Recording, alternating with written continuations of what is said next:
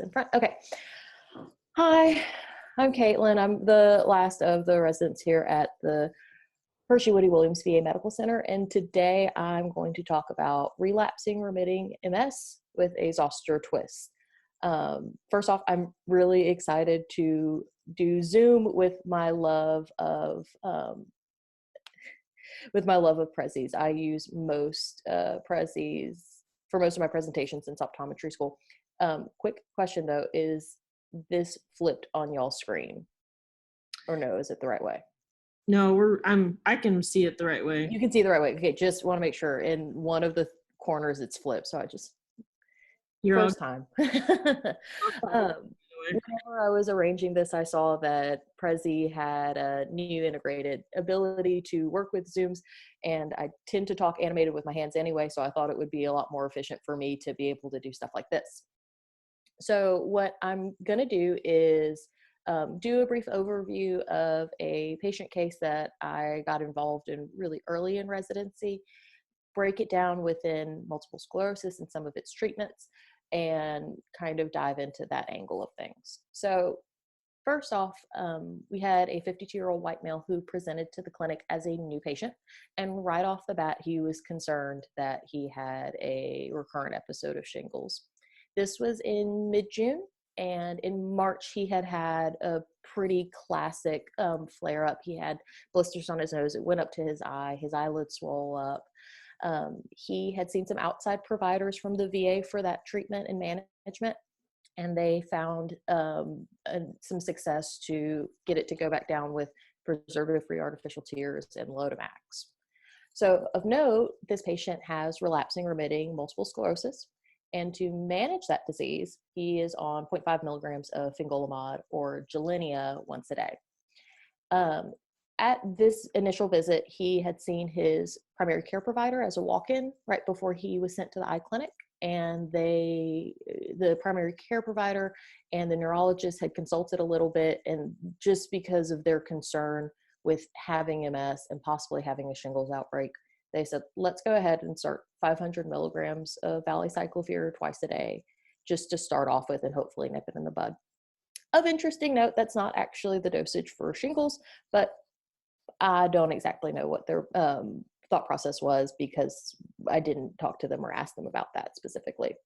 So at the first visit, his vision was 20/20, and by the picture, it doesn't look super classic textbook Zoster. There's a little bit of heaping, there is some staining, and at that time, to us, it just looked like pulmonary keratitis. So we did preservative-free artificial tears, warm compresses. Let's see back in about 2 weeks or so. So at that next visit, we don't have a picture from this day, but his vision had decreased by a few lines, definitely had more of a Zoster appearance. So we said, okay, that's what this is now.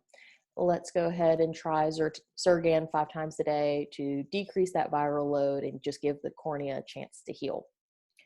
Now, so that was the 26th. If we jump forward only about a week, we had a precipitous drop in our vision. We went down to 2200. It definitely was a keratitis type appearance. And at this point, clearly the Zergan was not doing what it needed to do. So we discontinued that and went ahead and jumped on a steroid. So we did Pred Forte every 2 hours to really help with that inflammation, bring it down. And then I believe we saw it 2 days later, got a lot better, 2060 from 2200. The appearance of the cornea was better. So at that point we decided, well, things are better. Let's go ahead and start to taper that steroid down and give it a chance to kind of get better on its own. Well, that didn't work, obviously. Came back just 10 days later, the vision got worse to 2100. We had regressed. That looks like just one of those awful type of Zoster appearances with all of the heaped epithelium and staining right in our visual axis. So at that point, we increased our steroid to 6 times a day to bring it back up to a hopefully more efficacious dosage, and saw back only a few days later. Yep, 2 days. So the vision was getting a little bit better. The appearance was overall similar. At this point, we had seen some notes that the neurologist was considering to discontinue the Gilenia so that the body had a better chance of dealing with this infection. And we were going to keep doing what we were doing because we did not want to taper again. On the 19th, keeping the steroid exactly the same, our vision got a lot worse to 2200. We don't have a picture from that day, but at that point, let's just send it to a cornea specialist. We're struggling to keep a good control of it despite doing fairly high frequent steroids. So on the 19th, whenever we made this referral, we were going to get him in to the specialist on the 23rd. And if I recall, that was a Tuesday. So we went ahead and squeezed him in on Monday just to see and make sure everything was okay over the weekend before he went there. So on that Monday, vision got better. We're back to 20/40. We're keeping that steroid at 6 times a day, sent to the cornea specialist. Once he got there, we got some of the notes back. She noticed like, well, it looked better. The cornea looked better. The vision was better. So let's try to taper it. And that didn't work. So had to increase that back up. And then at that point, she had decided to increase the valacyclovir dosage to 1,000 milligrams BID, which I think was a really good choice and probably is mostly responsible for how this guy ended up getting better. We don't have any of the scanned notes that from him seeing that specialist from July on. He did come back to see us around December, which was really great to see how much better things got. We didn't have any pictures there, unfortunately, but his vision was 20/20. For the description of his cornea, it obviously wasn't looking like those other pictures. You just have a little bit of stromal haze. The specialist care continued to be preservative-free artificial tears, a lubricating ointment at night, and continuing to do Pred Forte BID at this point after nearly 6 months of having this flare up. At this point, one of the doctors that saw this patient had asked if he wanted to try scleral lens fittings for better comfort of the eye after it's been scarred up and hopefully a little bit of better vision. And he was really on board with that. So that's been scheduled on our books and has since been postponed with COVID. But hopefully we will be able to get him in and give him a little bit better comfort and quality of life following all of this. So let's get a little bit into multiple sclerosis. It's one of our most common central nervous system disorders. We all have, I think, an extent of understanding and background of it dealing with patients, but I didn't get to really dive into why it is the way it is until I got the chance to do a lot of research for this presentation. So typically, for a normal, healthy individual that does not have MS, our brain is a really special protected environment. We don't need a lot of an immune response within our central nervous system because we have that blood-brain barrier in our parenchyma and at the choroid plexus. So typically we have a few T cells to do some immune surveillance in our central nervous system, but we clearly don't need a lot because nothing's supposed to be in there to begin with. In multiple sclerosis, while these T cells are in their lymph nodes, they become autoreactive. So they're recognizing the body self as being problematic and it's going to attack it. So there's increased levels of them. And then because they're autoreactive, they're better at crossing this blood-brain barrier.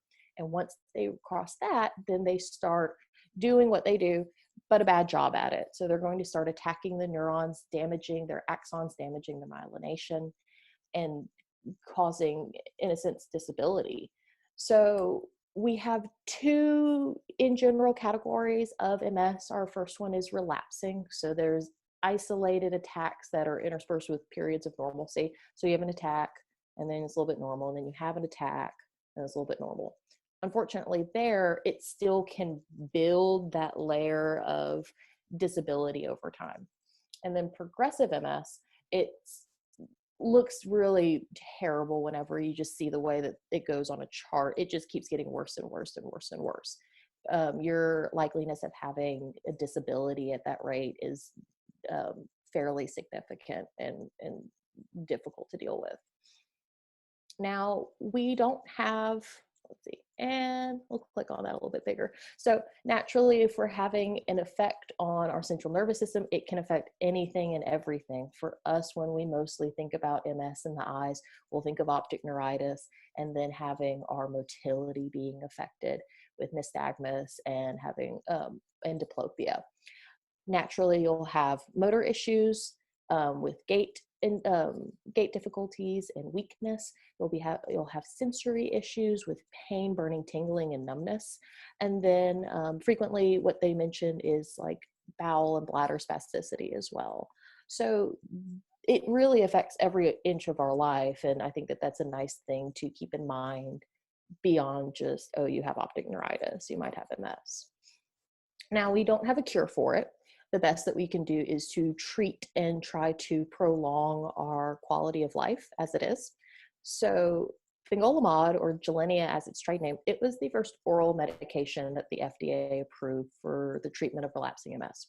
What it aimed to do is to reduce the frequency of exacerbations and thus prolong their quality of life and not accumulate disability as quickly as it would without that medication. How fingolimod works is that it lands on this receptor, and it's a sphingosine 1-phosphate receptor. They have a lot of them in the lymphocytes, and they have some of them in other organs too. So it binds to it, and overall it downregulates that receptor, so it can't do its job as well. This sphingosine 1-phosphate receptor is responsible for letting T cells leave the lymphocytes, leave the lymph nodes. So if it's downregulated, that's keeping the T cells in the lymph nodes, and it can't leave, and they can't invade the central nervous system. They can't do what they want to do. Now, this, of course, will have plenty of side effects like this guy. We're effectively decreasing our immune response all across the board. We're stopping the T cells from being bad at their job, but we're also stopping them from being good at their job. So they found that patients who have MS who are on fingolimod have nearly twice the incident rate of primary and secondary zoster infections compared to placebo. So it does have quite significant side effects, and you definitely can, in a difficult situation, while you're trying to help this other difficult situation. Now, as far as, and this is a cute picture of the little fingolimod on the sphingosine 1-phosphate receptor in the lymphocyte. That's clipped from Gilenya's actual website itself. They have a very cute video on how the drug functions, and I thought that that was really educational as a whole. Now, with the eyes, typically whenever I learned about MS and then Gilenya, so MS, you think of optic neuritis. With Gilenya, I think typically your mind will go to cystoid macular edema. And that's a really common side effect from this medication. You'll have macular edema. You will have some increased retinal hemorrhages as well as retinal vein occlusions. Now, we don't really know why it happens in this way. The best that we can understand is that the sphingosine 1-phosphate receptors, they have this signaling that assists and preserves the cell-to-cell and cell-to-matrix adhesion complexes. So whenever you're downregulating this, the signaling is not happening. All of those attachments and matrices are not going to function as well. And then you're going to have increased vascular permeability. So you're going to get more fluid leaking where it doesn't need to be, and then you're going to have more blood leaking where it doesn't need to be. Now, if you discontinue this, your T cells are going to go back to normal. And then your side effects of having the macular edema or the hemorrhages or the zoster, they're going to get better. But whenever you discontinue Gilenya, you're also very, very likely to have a relapse of MS. And I personally don't have MS, but I know enough about people who do, is that the relapses are not fun. So that's really a difficult decision to make to further accumulate your disability and possibly get some really long-term effects down the road from just stopping it this once. Now, overall, what I thought was fun about making this presentation is looking back the amount of knowledge that you gain over like 10 months of doing a residency. I got involved in this case very, very early from the get-go. I learned about it early on. And looking back now, what I can say is that as far as Zoster's concerned, I didn't really learn much about treating zoster with a steroid in optometry school. I thought it was very similar to simplex, about how that was a big no-no, and I didn't know that you could do that. So when I found that they had introduced steroids in this patient, I was super confused, and I thought it was a really like, whoa, big risk, but I guess it's better. What I've learned after having 10 months of zoster patients at a VA is that a lot of times it is indicated, but unfortunately you're setting yourself into a really long haul of management. Zoster does not like to be tapered off of steroids quickly at all. It is going to be a very long, steady, and slow process if you need to introduce it. And that was the case with this guy. Clearly, he had this flare up in June, and it was December, and he was still on pred twice a day. And that's probably going to be a really long time for him, particularly because his immune system is just a little wonky. What I also think about is the importance of multidisciplinary management. Looking back, I wish that, whenever I was involved in this case, that maybe I felt comfortable enough to reach out to the neurologist early on and say, hey, it seems like we have zoster. I'm kind of worried about it. It's being a little difficult and doesn't want to go away. Maybe we should increase that valacyclovir earlier, because we weren't doing a full zoster therapeutic dosage. So maybe that kind of outreach and communication, especially at the VA when it's easy to communicate with other providers, would have been a little more helpful and got things taken care of a little bit faster. And fortunately for this patient, he ended up overall okay. His vision was a lot better. He has some haze, and hopefully will help his comfort with the scleral lenses. But for a lot of folks, it might not end up that well, and we really have to balance having a relapse of MS, which means quality of life and possibly your life expectancy, with loss of vision. And I think that that's also something that we're all dealing with right now with the COVID pandemic, and having to push out our patient care, because we're deciding what is worth more, having your life if you have to come to the hospital, or having your vision because you have this other thing going on.